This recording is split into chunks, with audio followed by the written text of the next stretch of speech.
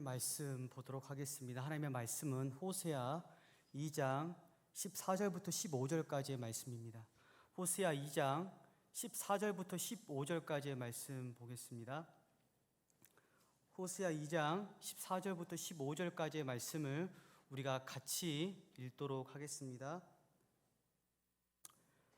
그러므로 보라, 내가 그를 타일러 거친 들로 데리고 가서 말로 위로하고 거기서 비로소 그의 포도원을 그에게 주고 아골골짜기로 소망의 문을 삼아주리니 그가 거기서 응대하기를 어렸을 때와 애굽 땅에서 올라오던 날과 같이 하리라. 아멘. 우리 기도하고 말씀 듣겠습니다. 거룩하신 하나님 아버지, 하나님, 저희들이 주님 앞에 서 있습니다. 하나님의 말씀을 듣기 위해서, 하나님의 입에서 선포되는 그 말씀을 듣기 위해서 하나님, 저희들이 하나님 앞에 서 있습니다. 이 시간 가운데 우리 심령 가운데 말씀하여 주시고, 이 말씀이 우리의 마음 가운데 박히게 하여 주시고, 주의 말씀을 실천하게 하여 주시고, 하나님의 은혜를 부어주시며 우리의 마음이 새롭게 되고 개혁되고 변화되고 하나님의 사람으로서 온전히 살아갈 수 있도록 우리 하나님 아버지께서 우리 심령 가운데 말씀하여 주시기를 간절히 원합니다. 이 부족한 종에게 성령의 충만함과 기름 부으심을 부으사 말씀을 선포하는 가운데 하나님의 능력의 손으로 역사해 주시고 하나님 은혜 베풀어 주시옵소서. 예수 그리스도의 이름으로 기도합니다. 아멘.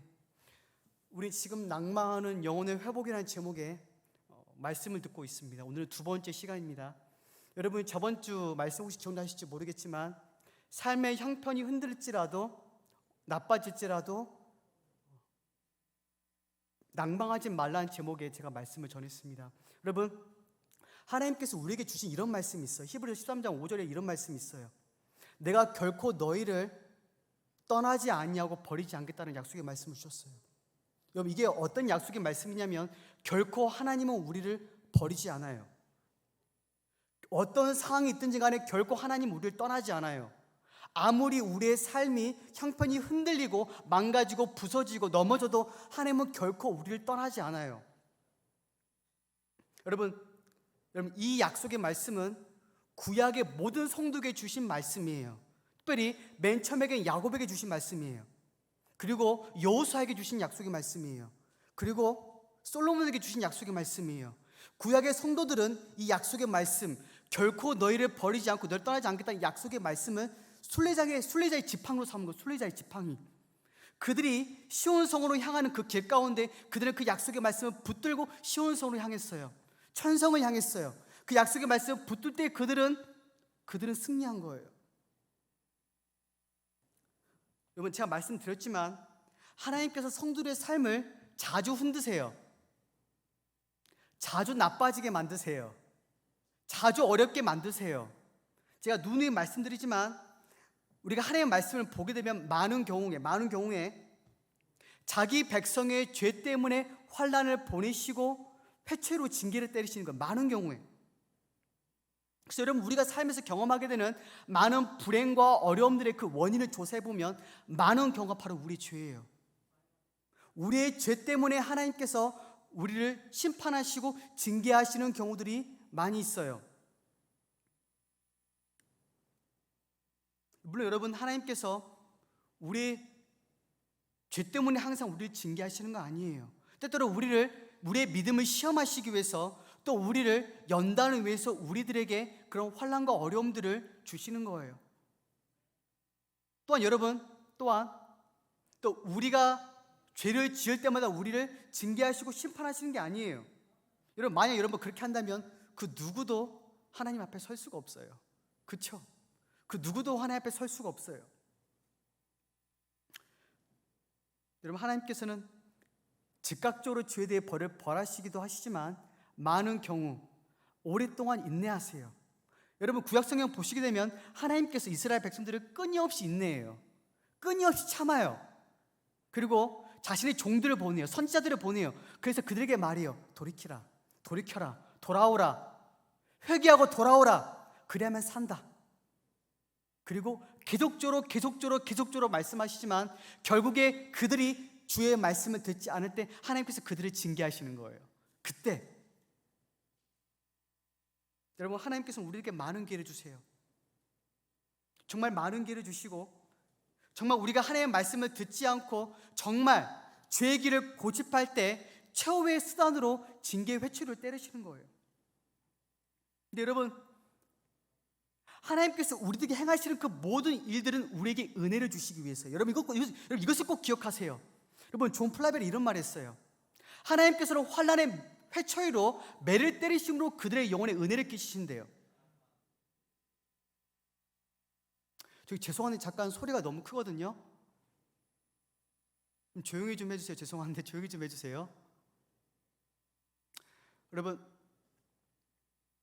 이게 하나님의 방식이에요. 하나님께서는 언제나 우리의 영혼에 은혜를 끼치시기 위해서 일하시는데, 항상 그 모든 일들이 모든 환난과 질고와 어려움들과 삶의 형편이 나빠지는 그 모든 것들이 다 우리에게 은혜를 끼치기 위해서 그 일을 하시는 거예요. 반드시 여러분 이 사실 여러분들이 믿으셔야 돼요. 그처럼 여러분들은 삶의 환난과 어려움들이 오게 되면 여러분 절망하게 돼요. 낭망하게 돼요. 낙심하게 돼요. 절망 가운데 빠지게 돼요. 여러분, 근데 그것을 하나님께서 원하시는 게, 여러분, 하나님께서 여러분들에게 행하시는 그 모든 일들은 여러분들 유익하기 위해서 그 일을 주시는 거예요. 그 어떤 일이든, 무슨 일이든 하나님께서 여러분들의 삶에 허락하시는 그 모든 일들은 여러분들을 영적으로 성숙하게 만들기 위해서, 여러분들에게 은혜를 주기 위해서, 하나님의 사랑을 넘치도록 보여주기 위해서 그 일들을 행하시는 거예요. 육체의 질병에 걸리면 아프죠. 삶의 난제들이 있으면 힘들죠. 육체가 괴롭죠. 어렵죠. 힘들죠. 여러분, 근데 그 모든 것 통해서 하나님은 선을 이루세요. 모든 것이 합력하여 선을 이루는 거예요. 모든 것이 여러분, 심지어 우리 죄까지도요. 우리가 짓는 죄까지도 하나님은 이용하셔서 선으로 바꾸세요.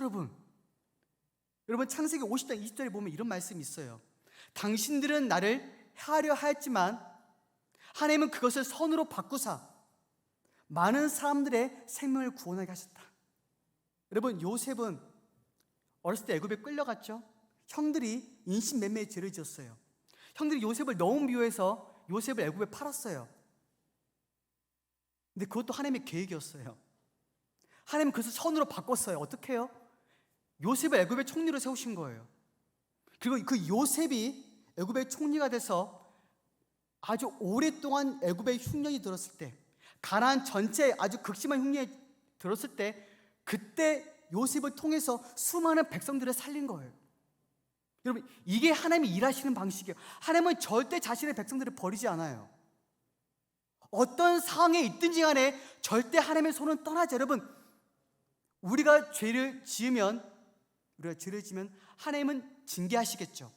벌을 내리시죠. 형벌을 내시죠. 하지만 우리를 버리시는 건 아니에요. 그 시기를 통해서 우리의 영혼에 은혜를 끼치기 위해서, 하나님의 은혜의 영광을 드러내기 위해서, 그들이 더욱더 하나님에 대한 지식을 높이기 위해서 그 일들을 행하세요. 하나님께서는.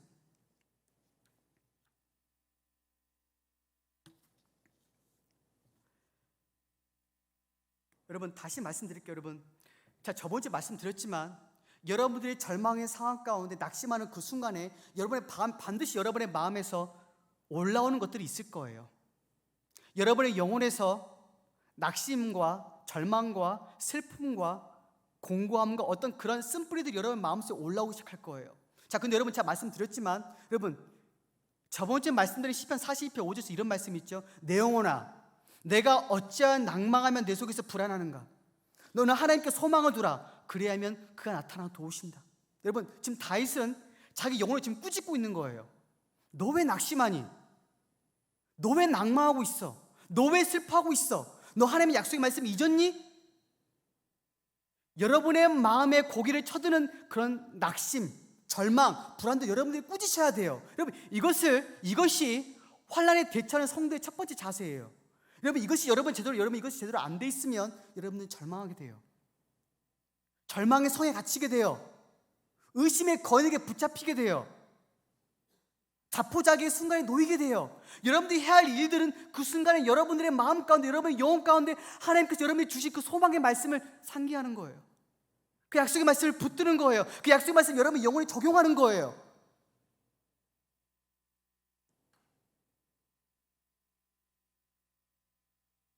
여러분, 이게 진짜 믿음이에요. 믿음은 자동적으로 발휘되는 게 아니에요, 여러분.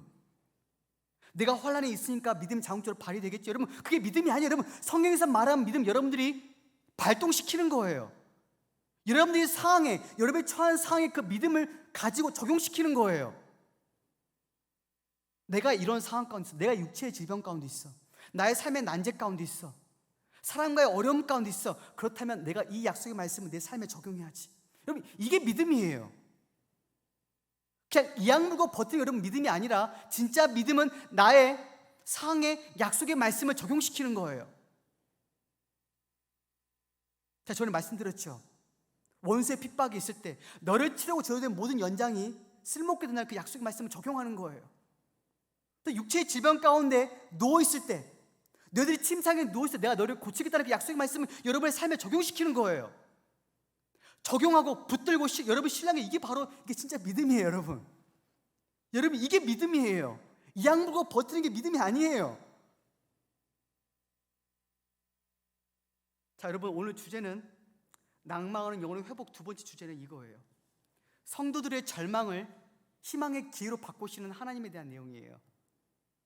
성도들의 절망, 성도들의 그 징벌을 오히려 소망의 기회로, 소망의 계기로 바꾸시는 하나님에 대한 말씀이에요.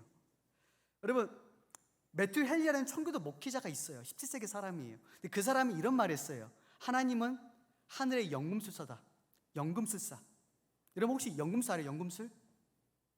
여러분, 연금술이 뭐냐면 납이나 어떤 구리 같은 쓸모없는 이 하찮은 금속으로, 이 금속 뒤섞어서 금이나 은과 같은 기금속으로 바꾸는 화학작용을 말하는 거예요.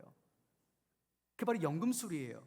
여러분, 하나님은 하늘의 연금술사이신데 우리의 삶에 있는 그 모든 고통과 환난과 질병과 절망과 그 모든 심지어 죄까지도 다 그것을 섞어서 금으로 바꾸세요. 선으로 바꾸세요. 여러분, 그런 분이 하나님이에요, 여러분. 저는 이 표현을 너무 좋아해요. 제가 낭만 가운데, 절망 가운데 슬퍼할 때 저는 늘 이걸 상기해요. 아, 그렇지.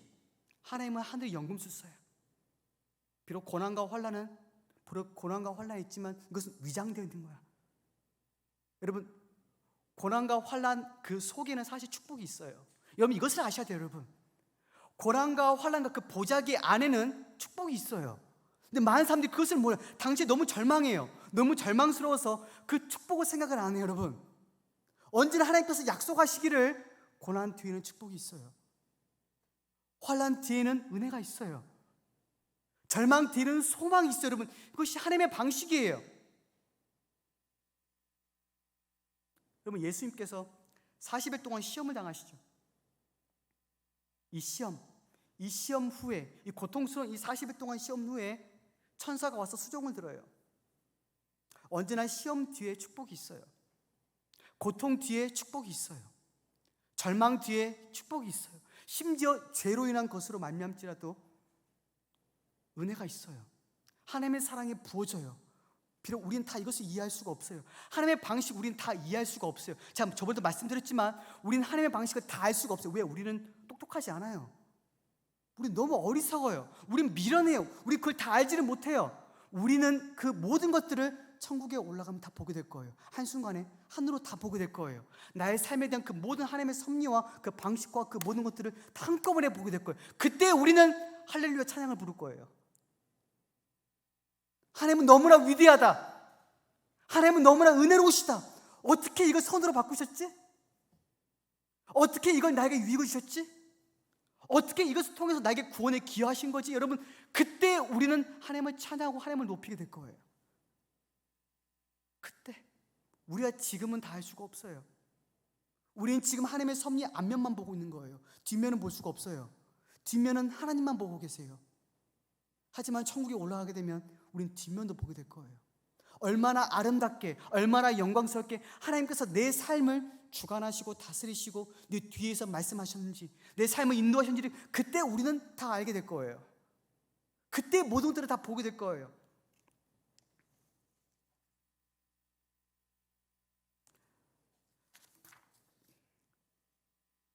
여러분, 오늘 본문의 말씀은 호세아 말씀인데 이런 내용이에요. 하나님의 심판을 받고 열방에 뿔뿔이 흩어지게 된 이스라엘에 대한 말씀이에요. 하지만 회복의 말씀이에요. 심판의 말씀이지만 동시에 또 회복의 말씀이에요. 여러분, 먼저 본문의 배경을 좀 말씀드릴게요. 여러분, 배경 좀 먼저 말씀드릴게요. 여러분, 이스라엘 나라가 대략 주전 900년경에 솔로몬 왕의 범죄로 인해서, 우상숭배적인 범죄로 인해서 북이스라엘과 남유다로 갈라지게 돼요. 여러분 아실 거예요. 자, 북이스라엘 초대 왕이었던 여로보암을 시작으로 722년 아수르에 의해서 멸망할 때까지 200년, 250년 가까이 존속하게 돼요. 자, 그런데 지금 이 호세아는 지금 나라의 멸망 직전에 서 있는 거예요. 그 직전에 지금 하나님의 말씀을 선포하고 있는 거예요. 심판의 말씀 그리고 회복의 말씀을 지금 선포하고 있는 거예요. 여러분, 지금 호세아 선지자는 지금 보고 있어요. 뭘 보고 있을까요? 자신의 조국을 향해서 다가오는 심판의 먹구름을 보고 있는 거예요. 심판의 먹구름. 이 호세아는 어리석고 눈멀고 무지한 이스라엘 백성들이 향해서 하나님의 심판의 말씀을, 하나님의 진노의 말씀을 선포해야 됐어요. 자, 그런데 은혜로우신 하나님께서 심판의 말씀만 주신 게 아니에요. 언제나 하나님은 심판의 말씀 다음에 회복의 말씀을 주세요. 여러분, 놀랍게도 모든 선지서와 내용이 다 그래요. 모든 선지서의 내용이 항상 이스라엘의 그 부패함, 극도의 타락함으로 하나님은 늘 심판의 메시지를 선포하시지만 거기서 멈추시는 게 아니에요. 언제나 회복의 말씀이 있어요. 언제나 치유의 말씀이 있어요. 언제나 일으키시는 새 소망의 말씀이 있어요. 그래서 여러분, 이 호세아서 9절을 보시게 되면 이런 방식으로 되어 있어요. 하나님의 심판이 있고 그 다음에 회복이 있어요. 또 하나님의 심판이 있고 또 회복이 있어요. 그리고 중간에 뭐가 있냐면 회개에 대한 선포가 있어요. 심판과 구원, 회개, 심판과 구원과 회개가 반복적으로 이 호세아서에 담겨 있어요. 자, 그런데 또한 호세아서에 또 특징적인 요소가 있다면 비유 언어가 많아요. 비유 언어. 여러분들이 호세아서를 보시게 되면 정말 생생한 비유의 언어가 있어요. 어떤 비유냐면 호세아 가정사를 통해서 하나님과 이스라엘 관계를 표현하세요. 상징적으로 보여주세요. 여러분, 호세아서 1장 말씀에 이런 내용이 있어요. 호세아에게 이런 말씀을 하나님께 주시는데 이런 말씀을 주세요. 너 가서 음란한 여인 디블라임의 딸 고멜을 내 아내로 삼아라고. 근데 여러분, 이 디블라임 딸 이 고멜은 학자들은 추측하기를 바알 신전의 공창, 그러니까 쉽게 말해서 공적으로 매음매기를 하는 그 여인이에요.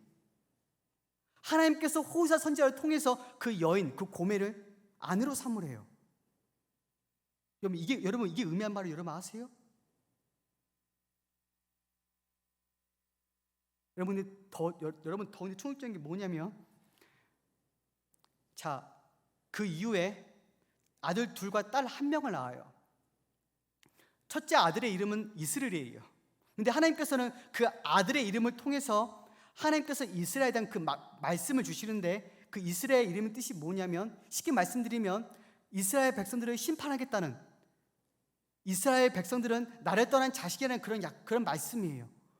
그 다음에 딸을 낳아요. 로르하마예요. 로르하마의 이름 뜻이 뭐냐면 내가 더 이상 이스라엘 백성들을 궁일이 여기지 않겠다는 말씀이에요. 그 다음에 또 아들을 낳아요. 이름이 로암미예요. 그 로암의 뜻이 뭐냐면 이스라엘 백성들은 더 이상 나의 백성이 아니라는 말씀이에요. 하나님께서 호세아 선지자의 그 가정사를 통해서 생생하게 비유적으로 말씀하세요. 근데 그 고멜이 자식을 낳은 후에 또다시 배역해요. 호세아 선지자를 떠나요. 그래서 타인의 정부가 돼요. 첩이 돼요. 근데 여러분 정말 놀라운 게 뭔지 아세요? 하나님께서 호세아 선지자에게 말씀하시기를 너 가서 그 음란한 여인 고멜을 값주고 사오라고 얘기를 해요. 다시 사오라고 얘기해요. 여러분, 호세아서의 핵심적인 메시지는 바로 이거예요. 하나님의 불변하는 사랑이에요. 하나님의 일방적인 사랑이에요. 하나님의 측량할 수 없는 그 사랑을 보여주는 거예요. 하나님의 은혜, 하나님의 놀라운 사랑, 하나님의 그 은혜의 영광. 그들이 비록 타락하고 부패하고 나에게 끊임없이 배역하지만 그럼에도 불구하고 나는 그들을 사랑하겠다. 그럼에도 불구하고 나는 그들을 사랑하겠다. 끊임없이 간청해요. 끊임없이 이스라엘 백성들 향해서 구애해요. 돌아오라고 간청해요. 여러분, 호사서를 읽게 되면 정말 하나님의 사랑이 얼마나 위대한지를 깨달을 수 있어요. 도저히 믿겨지지가 않아요. 어떻게 이럴 수 있지? 여러분 한번 생각해 보세요. 사람과의 혼인관계에서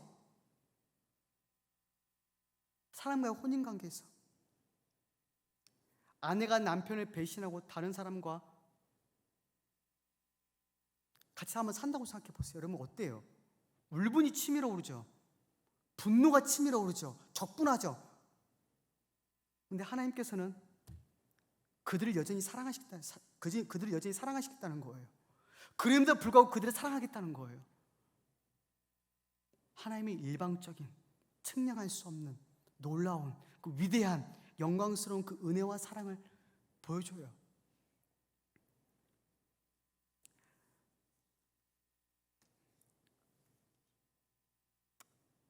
여러분, 하나님은 정말 이해할 수 없지만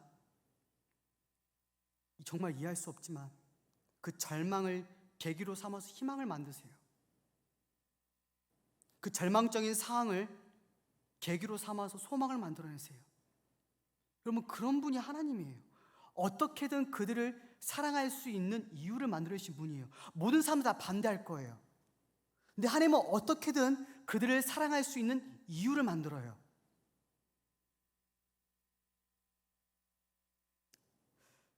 여러분, 이 호사서 내용을 보게 되면 하나님께서 이스라엘 백성들을 징벌하시는 몇 가지 이유가 나오는데 대표적인 원인이 바로 이거예요. 우상숭배예요. 우상숭배. 여러분, 이게 대표적인 심판의 원인이에요. 여러분 그렇다고 해서 여러분 이스라엘 백성들이 하나님을 섬기지 않은 건 아니에요. 하나님을 섬겼어요. 하지만 바알과 함께 동시에 섬긴 거예요. 여호와 하나님과 함께 바알을 함께 섬긴 거예요. 여러분, 그들은 하나님께 제사를 드렸어요. 절기를 지켰어요. 하나님께 예배를 드렸어요. 하지만 바알과 함께 섬겼어요. 여러분, 이 바알은 풍요의 신이에요. 풍요로움을 준다고 그들은 믿었어요. 그들이 곡식과 세포도주와 온갖 좋은 것들 다 누릴 때 그 모든 것들이 다 바알이 주는 거라고 그들은 생각했어요. 그래서 그들은 두 제단을 세웠는데 여호와 하나님의 제단을 세우고 또 바알의 제단을 세워요. 그들은 두 신을 함께 섬길 수 있다고 그들은 생각했어요. 여러분, 근데 한번 생각해 보세요. 여러분, 한 사람이 여러분 두 주인을 섬길 수 있나요? 여러분, 그것은 불가능해요. 여러분, 그것은 불가능한 일이에요. 여러분, 오늘날에 한번 자 적용해 볼게요. 이렇게 적용할 수 있어요. 나는 주일날 예배를 드리러 가지만 평일날에는 나의 육신의 욕망은 채우러 가. 나는 술에 취해 있지만 때로는 경건하게 기도를 해. 나는 교회에 가서 경건한 그리스도인과 함께 교제를 나누지만 또한 세상에 가서 세상 사람들과 함께 즐겁게 교제할 수 있어. 여러분, 이것은 불가능해요. 여러분, 이것은 불가능해요. 한 사람이 또 주인을 섬길 수 없는 거예요. 여러분, 그것은 불가능한 일이에요. 여러분, 더군다나 그들이 여호와 하나님을 또 믿는 그 신앙, 여러분, 그 신앙 그 자체도 여러분 부패했어요. 어떻게 부패했냐면 그들이 제사를 드리는 이유, 하나님께 예배를 드리는 이유는 단 한 가지예요. 뭐였을까요? 자신의 풍요로움을 얻기 위해서예요. 자신의 굶주린 배를 채우기 위해서예요. 자신의 삶이 풍족하게 되기 위해서, 결국엔 자기 자신을 위해서 예배를 드린 거예요. 자기 자신을 위해서 하나님께 제사를 드린 거예요. 여러분, 이스라엘 백성들은 하나님과의 언약 관계를 깨뜨린 거예요. 여러분, 저번에 여러분 말씀드렸지만은 하나님과 이스라엘 백성들, 여러분, 단순한 관계가 아니 언약 관계예요. 남편과 아내 관계예요. 남편과 아내의 관계는 신실해야 돼요. 충실해야 돼요. 정절을 지켜야 돼요.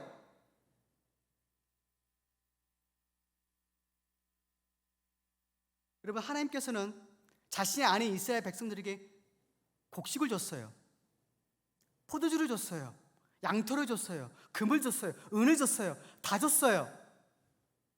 자신의 줄 수 있는 그 모든 것을 다 주고 사랑과 관심을 늘 베풀었어요. 하지만 이스라엘 백성들은 하나님을 떠났어요.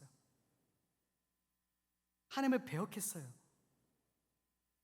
하나님을 신뢰하지 않았어요. 오히려 그들이 가지고 있던 하나님이 주신 그 모든 것들을 우상 숭배하는 그 모든 것들 다 사용한 거예요.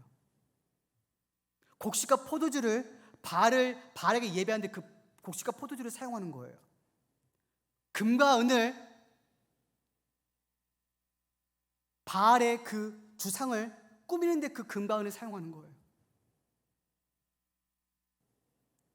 하나님은 진노하셨고 하나님은 이스라엘 백성들에게 심판의 메시지를 오늘 본문의 말씀에 앞 문단에 선포하시는 거예요. 그들의 최악의 죄악들, 그들의 끔찍한 죄악들, 그들에게 나에게 어떻게 배역했고, 그들이 어떻게 나를 버렸고, 그들이 어떻게 행한지 그 모든 내용들을 그 앞 전 문단에서 선포하고 있는 거예요.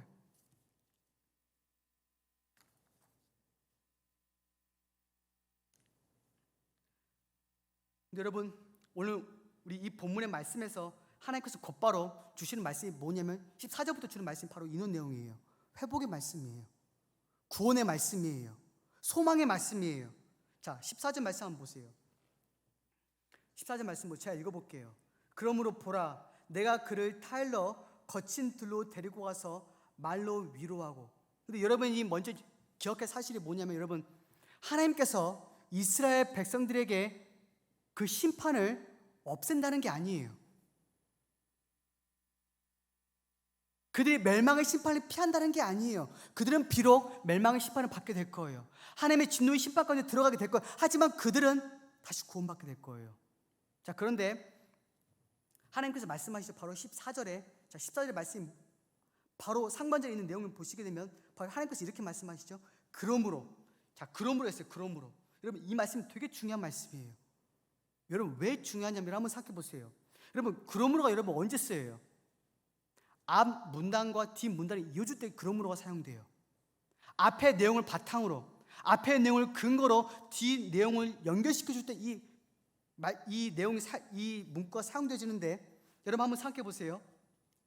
자, 아까 말씀드렸지만 앞 문단, 이 호세아 2장 2절부터 13절까지 말씀 이스라엘의 최악의 죄들을 나열해요. 그들이 어리석음을 드러내요. 그들에 대한 심판의 말씀이에요. 하지만 자, 이런 말씀들이 나열된 후에 14절에서 말씀하시기를 그러므로 그들에게 소망의 말씀을 주세요. 여러분, 이 말씀 여러분 이해되세요? 앞 문단의 내용에 의하면 그 뒷 바로 문단에 들어갈 내용이 뭐냐면 하나님께서 이렇게 말씀하셔야 돼요. 너희들이 나를 배역하고 나를 떠나고 나를 미워했으니 나는 너희들을 더 이상 나는 너희들을 버릴 거야. 나는 너희들을 심판할 거야. 난 너희들을 짓밟고 난 너희들을 없애버릴 거라고 그렇게 말씀하시는 게 사실 맞아요. 문맥에 의하면. 그렇죠 여러분? 그러므로에 의하면 그러셔야 돼요. 이스라엘 백성들이 징계를 때리셔야 돼요. 그들을 완전히 멸하셔야 돼요. 그들을 없애버리셔야 돼요. 근데 하나님께서 말씀하시죠. 그러므로 그들에게 소망의 말씀을 주시겠다는 거예요.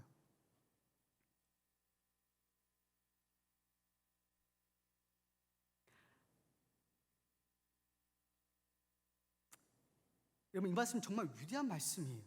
그러므로 한번 생각해 보세요. 여러분, 하나님께서 이스라엘 백성들에게 은혜를 베푸시는데, 하나님께서 이스라엘 백성들에게 여전히 사랑을 베푸시는데, 하나님께서 이스라엘 백성들을 다시금 구원하시는데 그 구원하시는 그 원인이 뭐냐면 그들의 죄 때문이에요.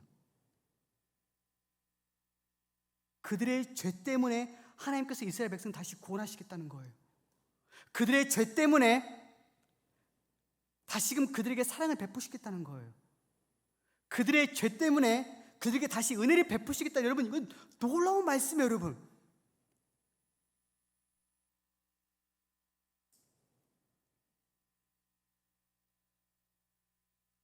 여러분, 하나님은 자신의 백성들이 극도의 절망 가운데 있다 할지라도 어떻게 하시는지 하나님께서는 은혜를 베풀 그 이유를 찾아내세요. 어떻게든지 하나님은 그 이유를 찾아내세요. 근데 그 이유가 뭐냐면 우리의 죄예요.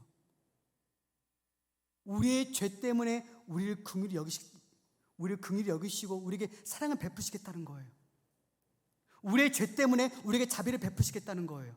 우리의 죄 때문에 우리에게 하나님의 은혜를 베푸시고 자신의 은혜의 지극히 풍성함을 보여주시겠다는 거예요.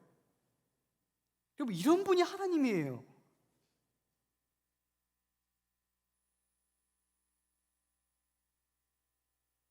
그 심판의 이유가 되는 그 죄 때문이라도 그들을 돌이키고 그들을 용서하고 다시 언약관계를 회복시키겠다는 거예요.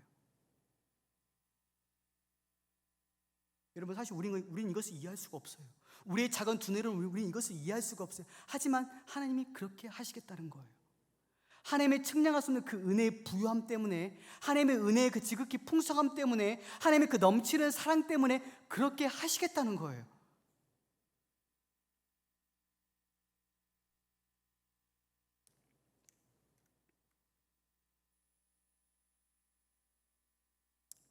여러분 이것을 기억하세요. 이것을 여러분 마음에 새기세요. 우리를 향한 하나님의 사랑은 절대 사실 우리에게서 나오는 게 아니에요. 하나님의 사랑은 하나님 자신의 마음에서 나오는 거예요. 우리를 볼 때 우리는 사랑을 받을 만한 그 요소가 단 하나도 없어요. 우리 안에는 죄와 악만 가득해요. 쓰레기만 가득해요. 악취가 나요. 쓸모가 없어요. 사랑받을 만한 자격이 하나도 없어요. 하지만 하나님은 우리를 사랑하세요.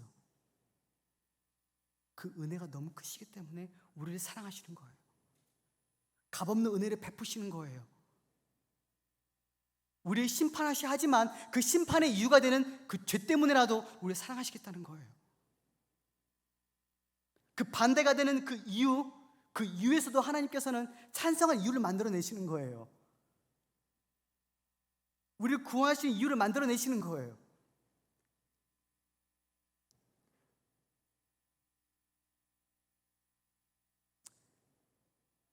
여러분, 사실 이 값없는 은혜 교리, 값없는 은혜, 하나님의 일방적이고 무조건적인 사랑, 그래서 어떤 사람이 이렇게 생각해요. 바울이 전하는 복음, 이 값없는 은혜의 교리가 사람들을 타락시킨다.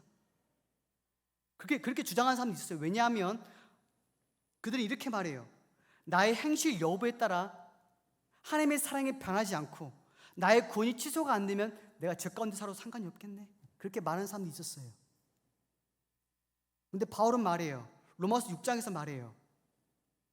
그럴 수 없다. 왜요? 죄에 대하여 죽은 우리가 어떻게 더 이상 죄 가운데 살 수 있느냐 라고 바울이 말해요. 여러분, 하나님의 은혜의 역사, 하나님의 은혜가 우리 안에서 역사하시는 방식은 죄를 피하게 만들어요. 죄를 미워하게 만들어요. 죄를 싫어하게 만들어요. 절대 하나님의 은혜가 넘치니까 우리가 죄 가운데 살자라고 말할 수가 없어요. 하나님은 나를 언제든지 용서하시니까 내가 죄 가운데 죽자고 얘기할 수가 없어요. 여러분, 절대 그럴 수가 없어요. 하나님의 은혜의 방식은 우리 안에서 더욱더 하나님께 가까이 가게 만들지, 더욱더 죄를 피하게 만들지, 절대 죄 가운데 살도록 만들지 않아요. 여러분, 만약 그렇게 말하는 사람이 있다면, 그렇게 생각하는 사람이 있다면 그 사람은 버림받은 사람이에요. 그 사람은 택함받은 사람이 아니에요. 그 사람은 그 안에 하나님의 은혜가 없는 사람이에요. 절대 그렇게 말할 수가 없어요. 다시 말씀드리지만 이 14절에 있는 이 말씀, 이 그러므라는 단어는 하나님의 사랑의 불변성, 하나님의 사랑의 불변성, 그 사랑의 확고함, 그 또한 죄 가운데 넘치는 하나님의 은혜의 영광을 보여주는 아주 중요한 문구예요. 그러므로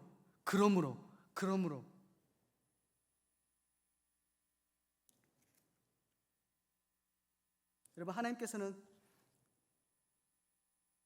비록 그들이 멸망의 심판을 받게 돼요.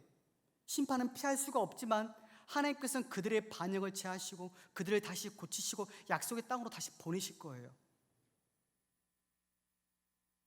오히려 그 절망의 상을 계기로 삼아서 그 낙담할 수밖에 없는 그 절망의 상을 기회로 삼아서 하나님께서 자신의 그 은혜의 영광, 하나님의 측량할 수 없는 그 사랑을 보여주시겠다는 그 약속의 말씀이에요.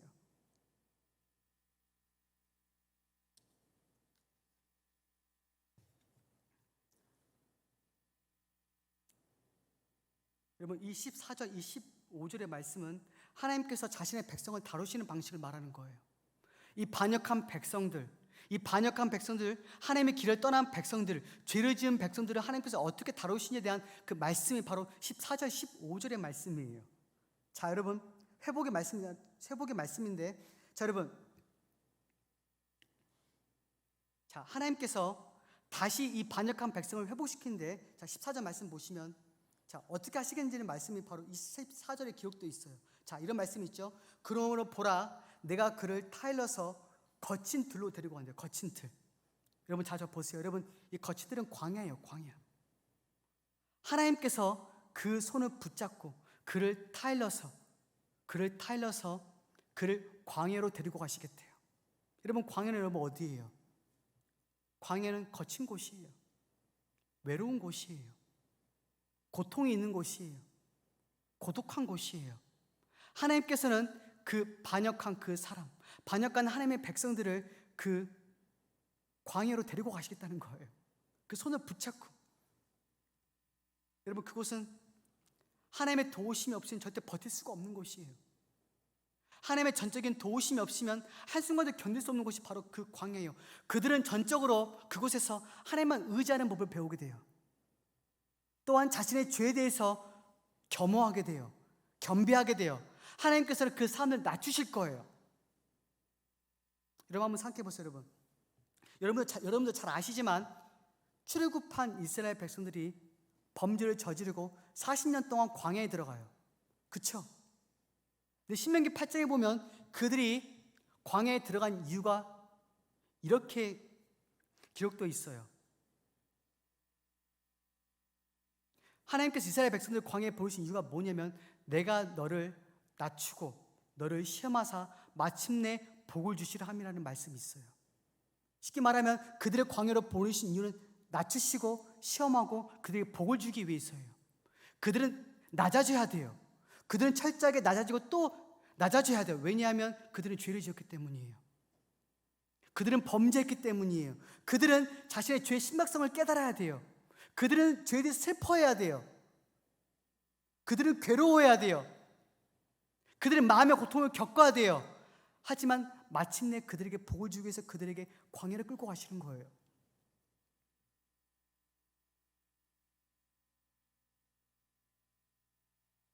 여러분, 물론 그들은 그곳에서 징벌을 받지만 또한 그곳에서 하나님의 그 은혜로운 풍성함을 보게 돼요. 하나님의 그 애끓는 그 사랑을 경험하게 돼요. 여러분, 모든 그리스도인들이 형통할 때보다 그 절망의 시기에, 고통으로 눈물 짓는 시기에 하나님의 은혜를 가장 크게 체험해요. 그래서 모든 그리스도인들의 체험이에요. 또한 저의 체험이에요. 10배, 100배 이상으로 하나님의 은혜를 놀랍게 체험하는 것이 바로 광야예요. 우리는 그곳에서 하나님만 의지하는 법을 배우게 돼요. 내 마음에 있는 완고함, 완악함이 제하지고 나의 반역이 제하지고 나의 잘못된 성품이 변화되고 하나님의 은혜의 영광을 보게 되는 곳이 바로 광야예요. 그것을 바로 보게 되는 거예요. 또한 그 광야에서 하나님의 사랑과 위로를 가장 많이 누리는 곳이 바로 광야예요. 여러분, 열왕기상 19장을 보게 되면 여러분, 엘리야가 거짓 선지자들과 850대 1의 전투를 치른 다음에 그 다음에 황후 이세벨이 엘리야를 죽이려고 해요. 살해 협박을 해요. 그래서 이 엘리야가 즉각적으로 도망친 곳이 어디냐면 광야예요. 너무나 절망하고 낙심해서 광야로 들어가요. 하나님, 저 죽여주세요. 저 너무 힘들어요. 그리고 엘리야는 호렙산으로 가서 그 동굴에 들어가게 돼요. 근데 그때 하나님께서 엘리야를 찾아오시는데 하나님께서 엘리야에게 사랑과 위로의 말씀을 주세요. 그리고 새로운 비전을 주세요. 그리고 다시금 엘리야를 일으키시는 거예요. 여러분, 이 절망과 고통의 이 광야는 하나님의 은혜를 가장 많이 누리는 시기예요. 비록 우리가 죄를 짓고 광야에 들어가겠죠. 우리가 범죄하면 하나님의 징계로 우리의 삶에 어려움들을 주세요. 육체적인 고통을 주세요. 사람과의 어려움을 주세요. 삶의 난제와 어려움들이 물밀듯이 밀려들어와요. 그게 바로 광야의 시기예요. 하지만 그 광야의 시기를 거치고 나면 그 어떤 시기보다 하나님의 은혜와 사랑을 깊이 있게 깨닫게 돼요. 깊이 있게 누리게 돼요. 깊이 있게 체험하게 돼요.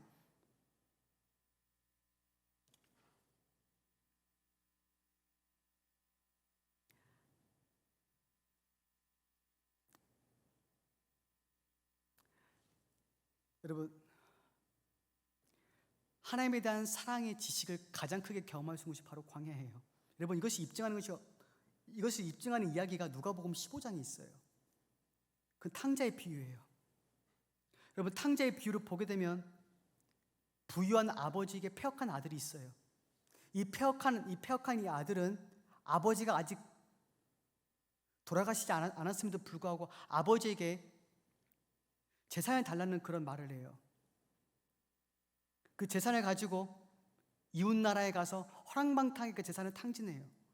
다 잃어버려요. 그리고 돼지 열매를 먹게 되는 그런 궁핍한 처지에 있게 되면서 자신의 죄를 깨닫게 돼요. 그게 바로 광야의 시기였어요. 그리고 이 둘째 아들이 이런 말을 해요. 내가 하늘과 아버지께 죄를 지었으니 내가 아버지께 돌아가서 비록 내가 아들됨의 권리는 내가 제시할 수 없지만 나를 하나의 종으로 여겨달라는 그런 얘기를 해요. 그런 생각을 해요. 그리고 이 둘째 아들은 돌아가서 아버지 집에 거의 이르게 됐을 때 먼 발치에서 자신을 기다리는 아버지를 보게 돼요. 그리고 아버지는 맨발로 나와서 이 아들을 끌어안고 이 아들에게 소망의 말을 줘요. 다시 아들로 받아주는 거예요. 또는 잔치를 벌이는 거예요. 비록 이 아들이 죄를 지은 건 너무나 끔찍한 죄, 여러분. 이거 너무 잘못된 거예요. 이 둘째 아들이 반역하고 아버지를 떠나가서 너무 잘못된 거예요. 너무 잘못된 거예요. 그래서는 안 됐어요. 하지만 이 아들이 죄를 짓고 다시 돌아왔을 때 그 어느 때보다 아버지의 사랑을 실제적으로 깨닫게 돼요. 이 아들은 아버지의 사랑을 잘 몰랐어요. 이 아버지의 사랑이 얼마나 크고 얼마나 위대한지를 잘 몰랐어요. 하지만 죄를 짓고 다시 돌아왔을 때 그 아버지의 사랑을 실제적으로 깊이 있게 체험하게 돼요. 여러분, 자, 다시 한번 말씀드리지만 여러분, 성도들이 일어나는 그 모든 일들이 다 합력할 선을 이루어요. 그 모든 일들이 다 합력할 선을 이루게 되는 거예요. 여러분, 15절 말씀 보시게 되면 중반절에 이런 말씀이 있죠. 악을 골짜기로 소망의 문을 삼아주겠다. 여러분, 이 악을 골짜기가 뭐냐면, 여러분, 이것도 하나의 배경이 있어요. 여호수아 7장에 배경을 두고 있는데, 여러분, 여호수아 7장을 보게 되면 이런 내용이 있어요. 여러분, 이스라엘 백성들이 가나안 땅으로 들어가게 돼요. 그리고 그 가나안 땅에 있는 첫 번째 성인 여리고 성에서 전투를 벌이게 돼요. 자, 그런데 여러분, 전투를 벌이게 되는데 하나님께서 한 가지 명령하신 게 있어요. 절대 여리고 성에 있는 재물을 탈취하지 말라는 그런 명령을 내려요. 자, 그런데 거기에서 전투에 승리했지만 아간이라는 사람이 재물을 탈취해요. 숨겨요. 그리고 그 다음 전투인 아이성에서 이 아간의 죄 때문에 이스라엘 백성들이 패전하게 돼요. 수십 명의 사람들이 죽게 돼요. 그리고 이스라엘 백성들은 슬픔과 눈물과 고통 속에서 이 아간의 가족들을 데리고, 이 죄를 방조한 가족들을 데리고 한 골짜기에서 하나님의 심판을 선언하고 죽이게 되는데, 그 골짜기가 바로 아골의 골짜기예요. 그러니까 이 아골의 골짜기는 심판과 슬픔과 고통의 환란의 골짜기예요. 자, 근데 오늘 말씀을 주시기를 이 아골의 골짜기로 소망의 문을 삼아주겠대요. 여러분, 이스라엘 백성들이 이 아골의 골짜기를 통해서 가나안 땅으로 들어가게 돼요. 여러분, 이 가나안 땅은 어디예요? 소망의 땅이에요. 안식의 땅이에요. 하나님의 위로가 있는 땅이에요. 하나님께서는 이 절망과 고통과 환난을 지나서, 이 관문을 지나서 소망과 안식이 있는 그 땅으로 보내시겠다는 거예요. 여러분, 하나님은 절망을 기회로 삼아서 소망으로 바꾸시는 분이에요. 고통을 계기로 삼아서 소망으로 바꾸시는 분이에요. 여러분, 그런 분이 하나님이에요.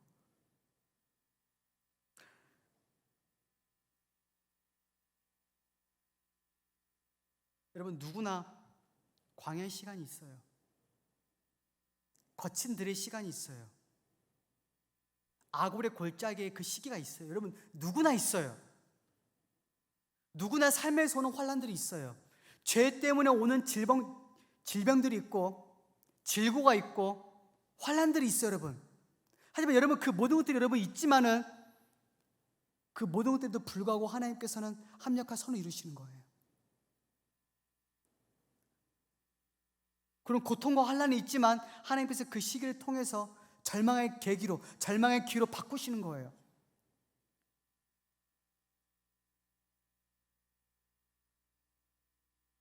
여러분, 어떤 사람들은 이 절망의 시기를 통해서 회심하게 돼요.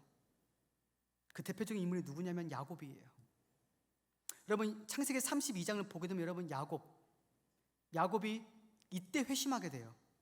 야복 강가에서. 여러분들 야곱은 20년 만에 고향으로 다시 가는 길이에요. 20년 만에.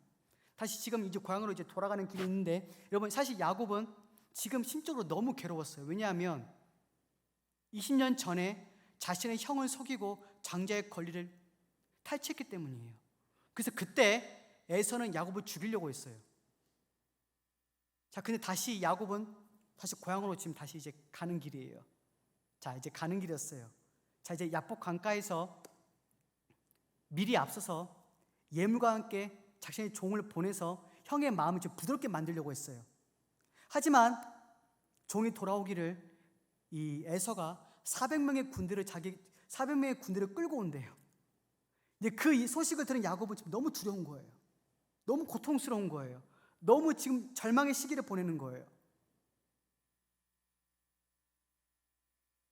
그리고 야곱은 한 가지 결단을 하게 돼요. 자신이 가지고 있는 그 모든 가족과 소유와 재물들을 나누고 다 앞서 보내요. 그리고 야곱은 홀로 야복 강가에서 기도로 하나님과 씨름하게 돼요. 홀로 다 분리돼서. 여러분, 기억하세요. 여러분, 한 사람이 회심할 때 하나님께서는 그 사람의 사랑하고 의지하는 그 모든 것들과 다 분리시켜요. 한 사람이 회심할 때 하나님은 다 분리시키는 거예요. 그 사람이 의지했던 재물, 또 그 사람이 의지했던 가족 다 분리시키고 하나님과 홀로 대면하게 만들어요. 홀로. 그래서 여러분, 병원에서 회심한 사람들이 그렇게 많은 거예요, 여러분. 병원은 회심하기 정말 좋은 장소예요. 육신의 질병은 회심하기 너무 좋은 그런 상태에 있게 되는 거예요. 야곱은 씨름해요. 눈물로 씨름해요. 고통 가운데 씨름해요. 그 야복 강가가 바로 절망의 골짜기였어요. 눈물의 골짜기였어요. 환난과 질고의 골짜기였어요. 하지만 그 시기를 통해서 하나님께서는 이 야곱에게 회심의 복을 주세요. 영적인 복을 주세요. 하나님을 대면하는 복을 주세요. 그동안 깊이 있게 하나님의 사랑을 알지 못했는데 그때 하나님의 사랑을 실제적으로 경험적으로 체험하게 돼요. 그 시기를 통해서요.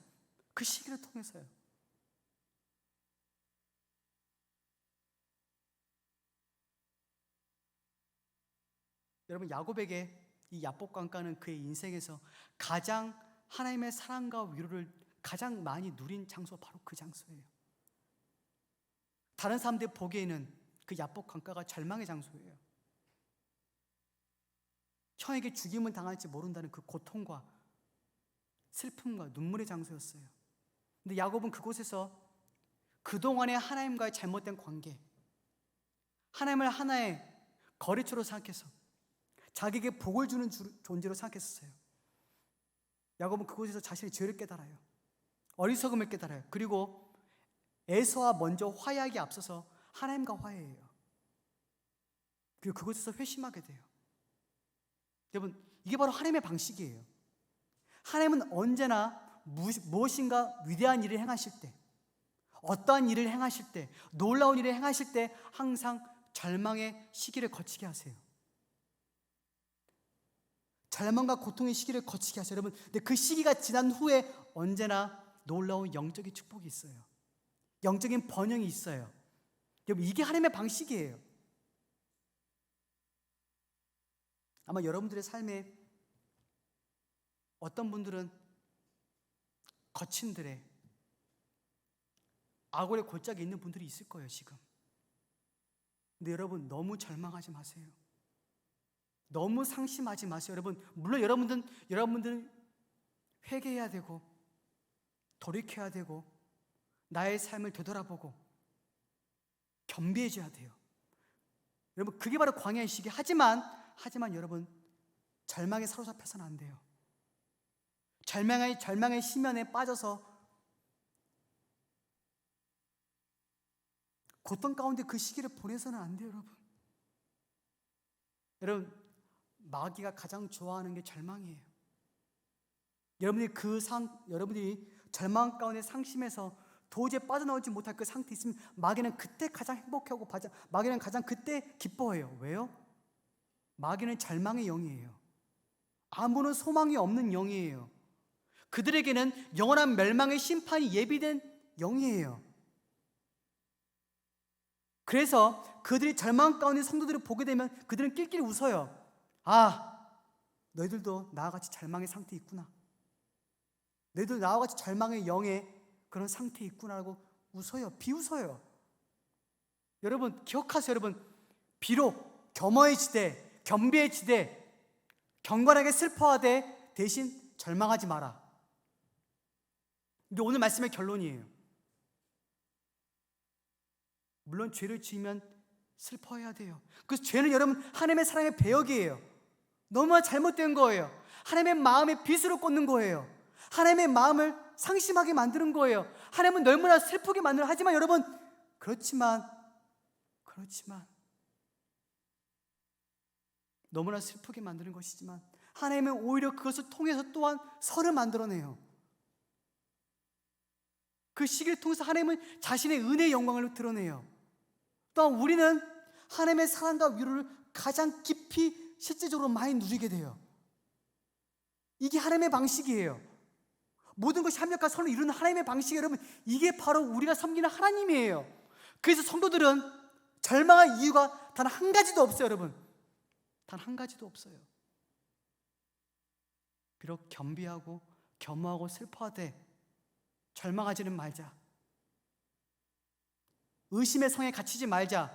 하나님의 사랑을 의심하지 말자. 그 불변하는 사랑, 일방적인 사랑, 나의 행위와 상관없이 나에게 부어지는 은혜의 부요함.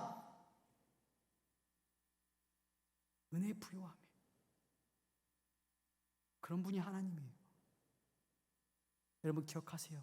절망하지 마세요. 너무 절망하지 마세요. 낙담하지 마세요. 그 시기에 여러분들이 해야 할 일은 겸허해지고 겸비해지고 철저하게 하나님께 회개하며 하나님의 약속을 붙들고 기도하는 거예요.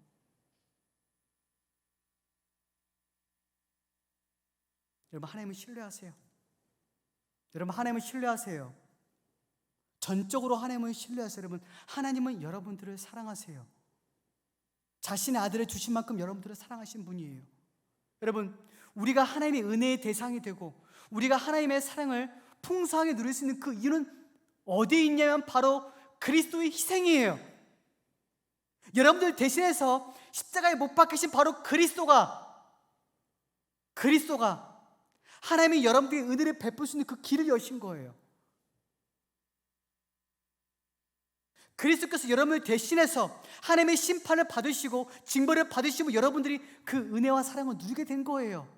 여러분, 호세아 말씀 보세요. 호세아 말씀 볼 때 이스라엘 백성들은 징벌을 피할 수가 없었어요. 그렇죠?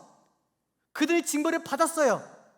여러분, 우리도 징벌을 받아야 돼요. 하지만 그 징벌을 우리의 사랑하시는 하나님의 아들이 대신 받으신 거예요. 하나님의 맹렬한 진노, 우리에게 부어져야 할 그 맹렬한 진노가 하나님의 아들의 머리 위에 부어지게 된 거예요. 하나님의 임재가 거두어지고 하나님의 아들에게 신적인 열화와 같은 진노, 하나님의 심판이 그 아들의 몸과 육체에 부어지게 된 거예요. 그 영혼 가운데 부어지게 된 거예요. 그래서 그토록 하나님의 아들이 두려워하신 거예요. 우리는 징벌을 받지 않았어요, 여러분. 우리 하나님의 은혜의 부요함 가운데 있어요. 하나님의 일방적인 사랑, 놀랍고 위대한 사랑, 측량할 수 없는 그 은혜, 우리 그 사랑 안에 있는 거예요. 여러분, 하나님을 더 사랑하세요. 하나님을 더 사랑하세요. 더욱더 하나님을 사랑하세요. 일방적 여러분들을 사랑하시는 그 하나님을 더욱 사랑하세요.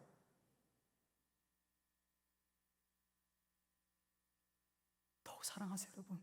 우리가 해야 할 일은 바로 그거예요. 다른 게 아니에요, 여러분. 그럼에도 불구하고 나를 사랑하시는 하나님, 그럼에도 불구하고 나의 이 연약한 것들, 이 부족한 것들, 이것들을 선으로 바꾸시고 여러분 하나님을 찬양하세요. 그게 바로 우리가 섬기는 하나님이에요. 기도하겠습니다. 거룩하신 하나님, 우리는 하나님의 은혜의 부요함을 다 이해할 수가 없습니다. 넘치도록 나에게 기회를 주시고 사랑을 베푸시고 위로하시고 말씀하시고 은혜를 베푸심에도 하나님, 저희들은 이것을 잊을 때가 너무나 많습니다. 하나님을 떠나 범죄할 때가 너무나 많습니다. 하나님을 온전히 의지할 때가 많습니다. 의지하지 못할 때가 많습니다.